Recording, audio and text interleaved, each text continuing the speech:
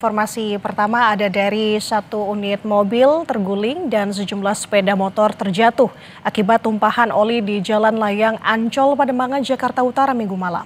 Sejumlah pengendara terluka akibat kejadian ini, saudara.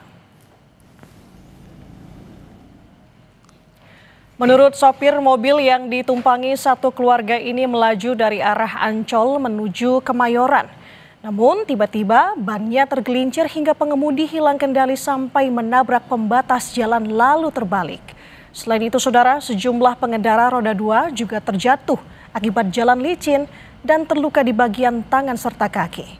Anggota Satuan Wilayah Lalu Lintas Polsek Pademangan mengatakan dari informasi yang didapat, ceceran oli yang menyebabkan kecelakaan ini berasal dari sebuah mobil truk yang sudah tidak ada di lokasi. Petugas penanggulangan kebakaran dan penyelamatan Jakarta Utara dihubungi untuk menangani jalan licin akibat tumpahan oli ini.